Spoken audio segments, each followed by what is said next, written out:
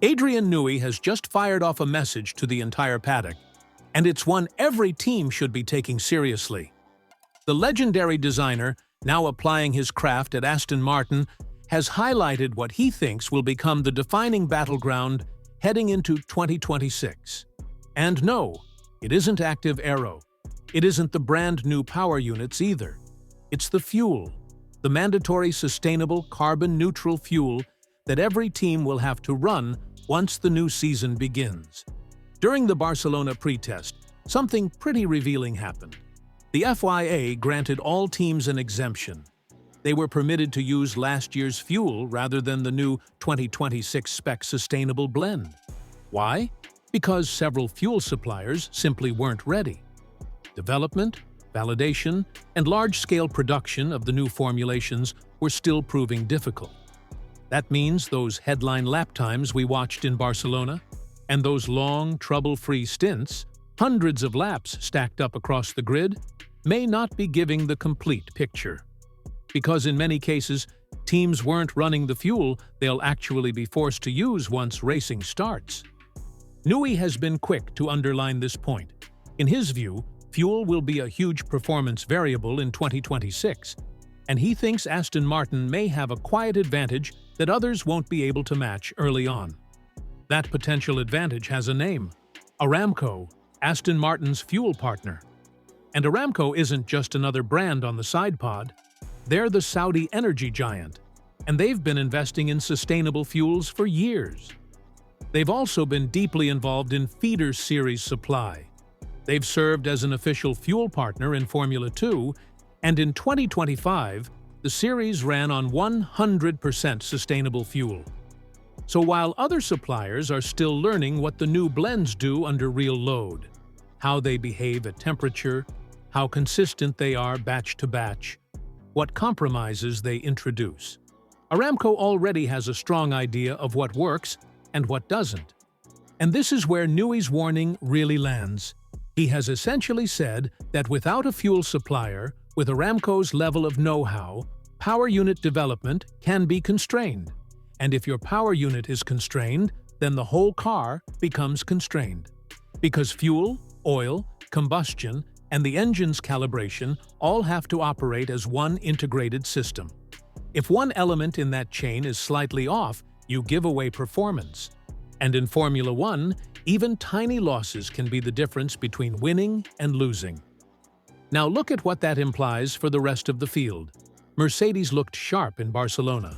Ferrari appeared both quick and extremely reliable. Red Bull showed plenty of pace. But were they actually running the 2026 fuel? Probably not. More likely, they were running the known quantity. The old fuel, the one they've optimized around, the one they already understand. When the paddock switches to the new sustainable fuel in Bahrain, the competitive order could look different. The engine might respond differently. Throttle pickup and power delivery could change. The reliability that seemed rock solid in Barcelona could suddenly carry a question mark. That's the message Newey is trying to send. Don't get comfortable with what you think you learned in Barcelona. The real exam is coming, and once it arrives, the teams that truly did their homework on sustainable fuels could find themselves with a meaningful edge. Aston Martin, because of the Aramco relationship, might be one of the teams best placed to benefit. It's even possible they were already putting the 2026 fuel through its paces in Barcelona, and even if they only logged around 65 laps, those laps could end up being more valuable than the hundreds of trouble-free laps completed by rivals using last year's blend. The 2026 fuel isn't just a small tweak to what F1 has used before. It's a fundamentally different product, built by combining carbon captured from the atmosphere with hydrogen produced using renewable energy. The aim is a fuel with a net zero carbon footprint. But the challenge is that it can behave very differently once it's inside an engine. It can have different energy characteristics, different density traits, and a distinct combustion profile. Getting that to operate perfectly with the new power unit concepts is extremely hard. And that's where experience counts. Aramco has that experience. Some other suppliers are still climbing the learning curve. And then there's the Honda question. For plenty of fans, the Honda 2026 power unit remains a bit of an unknown. Honda committed later than Mercedes, Ferrari, and Red Bull, and that naturally sparked concerns that their development timeline started behind the curve. But Newey appears to believe that having fuel and lubricants working in harmony, especially with Aramco's input, could offset potential deficits.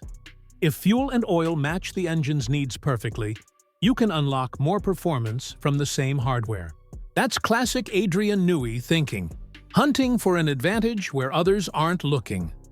While most of the conversation revolves around aerodynamics, active rear wings, and the new chassis concepts, Newey keeps circling back to the fuel.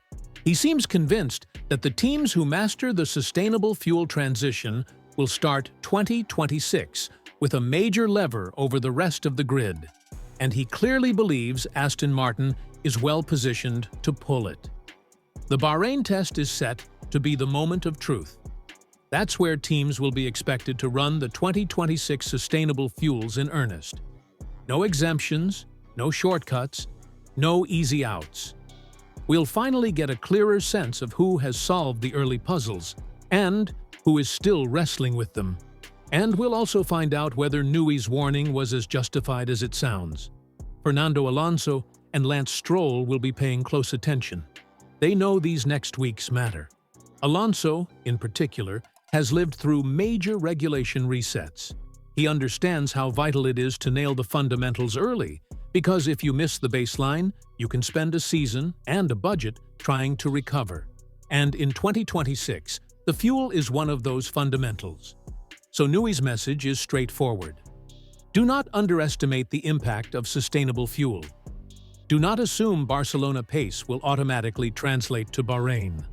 The teams that invested in the right partnerships, the teams that did the deep work on these new blends, are the ones most likely to be in the best position when the season begins. Aston Martin believes they're on that list, and with Adrian Newey steering the project, the rest of the paddock has been put on notice. The next few weeks should be fascinating.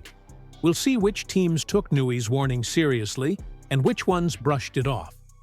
We'll learn who has their fuel situation under control and who is still scrambling to make the new chemistry behave. And we might even see Aston Martin appear as one of the surprise stories of the 2026 season. And it's not happening in isolation. The 2026 power units represent a major break from the past. The MGU-H is gone, and the MGU-K output is set to be dramatically higher. The architecture pushes toward a roughly 50-50 split between internal combustion and electrical power. Pair that shift with sustainable fuel, and the result is an enormous engineering problem.